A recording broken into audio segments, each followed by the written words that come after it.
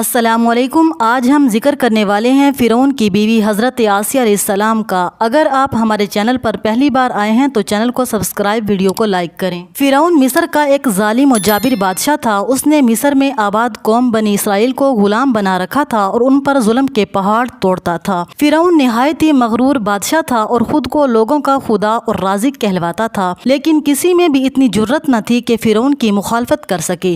لہٰذا اللہ نے فرعون کے خاتمے کا ارادہ کیا تو بنی اسرائیل میں حضرت موسیٰ علیہ السلام کی پیدائش ہوئی۔ جب حضرت موسیٰ علیہ السلام کی پیدائش ہوئی تو فرعون نے اپنے سپاہیوں کو یہ حکم دے رکھا تھا کہ بنی اسرائیل میں جو لڑکا بھی پیدا ہو تو اسے قتل کر دیا جائے۔ لہٰذا اس مصیبت و آفت کے دور میں مجبوراً حضرت موسیٰ علیہ السلام کی والدہ نے آپ کو ایک صندوق میں رکھ کر صندوق کو مضبوطی سے بند کر دیا اور اسے دریائے نیل میں ڈال دیا جائے۔ دریا سے نکل کر ایک نہر فرعون کے محل کے نیچے سے بہتی تھی۔ اللہ کی قدرت یہ ہوئی کہ یہ صندوق دریائے نیل سے بہتے ہوئے اس نہر میں چلا گیا۔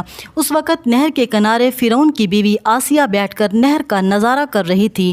حضرت آسیہ ایک خوبصورت اور نیک دل خاتون تھی اور وہ کسی بیماری سے شدید تکلیف میں تھی۔ فرعون نے اس کا بہت علاج کروایا تھا مگر وہ ناکام رہا۔ کہتے ہیں کہ کاہنوں نے اسے بتایا تھا کہ اے فرعون، ہم پیشن گوئی کرتے ہیں کہ اسے دریا میں سے ایک آدمی تیرے محل میں داخل ہوگا، اگر اس کے منہ کی رال اس بیمار خاتون کے جسم پر ملی جائے گی تو اسے شفا ہو جائے گی۔ چنانچہ جب نہر میں بہتے اس صندوق پر آسیہ کی نظر پڑی تو اس نے ملازمین کو اسے نکالنے کا حکم دیا۔ جب اس صندوق کو پانی سے نکالا گیا اور اسے کھولا گیا اور ملکہ نے اس بچے کو دیکھا تو یوں محسوس ہوا کہ ایک بجلی سی چمکی ہے جس نے اس کے دل کو منور کر دیا ہے۔ حضرت آسیہ کے دل میں اس بچے کی محبت نے گھر بنا لیا۔ اس بچے کا لعاب دہن جیسے ہی ان کے ہاتھوں پر پڑا تو انہیں شفا ہو گئی۔ فرعون کی بیوی آسیہ کے بدن سے کوئی لڑکا نہ تھا اور وہ بے اولاد تھیں، لہٰذا اس پاک دل خاتون کی ممتا جاگ اٹھی اور انہوں نے موسیٰ علیہ السلام کو گود میں لے لیا۔ اسی طرح اللہ کی قدرت سے حضرت موسیٰ علیہ السلام کی پرورش اسی فرعون کے محل میں ہوئی جس نے آپ علیہ السلام کے ہاتھوں سے ہلاک ہونا تھا۔ دراصل لقب فرعون اس دور میں مصر کے بادشاہ کا لقب ہوا کرتا تھا۔ موسیٰ علیہ السلام کے قصے کے سلسلے میں دو فرعون کا ذکر آتا ہے، ایک وہ جس کے زمانے میں آپ پیدا ہوئے اور جس کے گھر میں آپ نے پرورش پائی، اور دوسرا وہ جس کے پاس آپ ایمان کی دعوت اور بنی اسرائیل کی آزادی کا مطالبہ لے کر گئے اور جو سمندر میں غرق ہو گیا۔ لہٰذا بی بی آسیہ کا شوہر جس نے موسیٰ علیہ السلام کو اپنے محل میں رکھا، اس فرعون کا نام رامسیس ثانی بتایا جاتا ہے۔ دراصل بی بی آسیہ ریان بن ولید کی پوتی تھی۔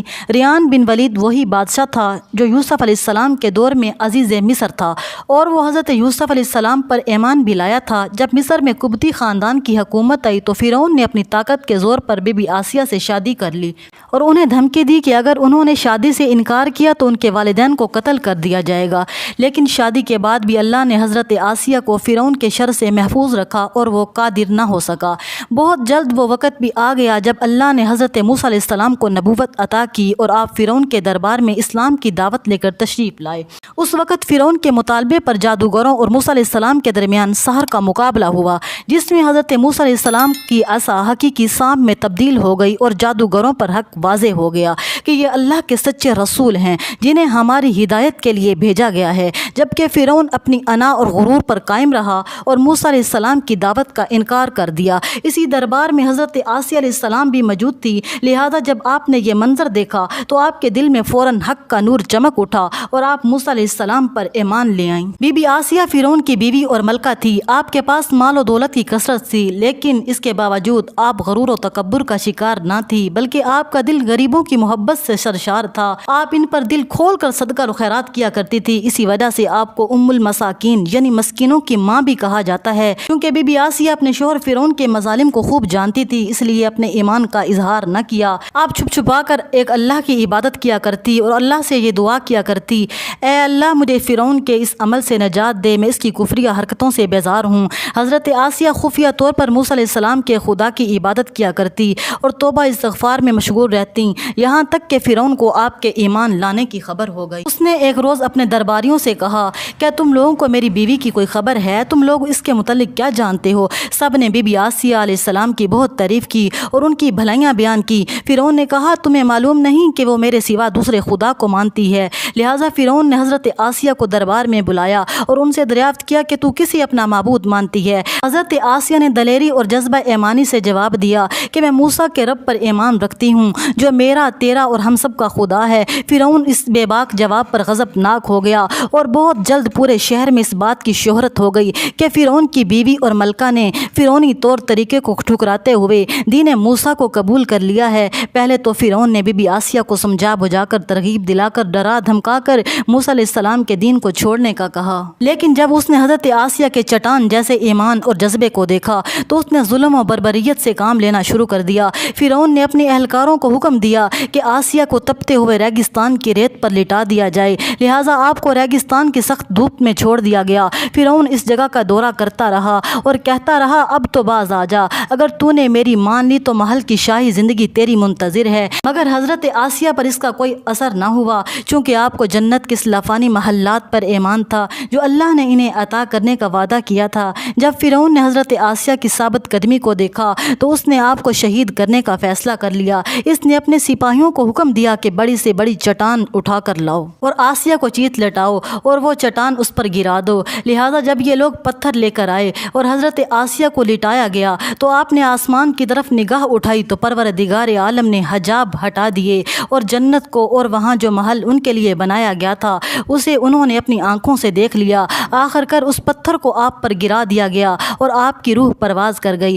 حضرت آسیہ کے فضائل احادیث مبارکہ میں کچھ ان الفاظ سے آئے ہیں کہ رسول اللہ صلی اللہ علیہ وسلم نے فرمایا کہ مردوں میں سے تو بہت سے درجہ کمال تک پہنچے ہیں، لیکن عورتوں میں سے سوائے فرعون کی بیوی آسیہ اور عیسیٰ علیہ السلام کی والدہ مریم بنت عمران کے اور کوئی عورت درجہ کمال تک نہیں پہنچی۔ ایک اور روایت میں آتا ہے کہ آپ صلی اللہ علیہ وسلم نے فرمایا کہ جنتی عورتوں میں سے سب سے افضل خدیجہ بنت خولید، فاطمہ بنت محمد اور فرعون کی بیوی آسیہ بنت مزاحم اور عیسیٰ علیہ السلام کی والدہ مریم بنت عمران ہیں۔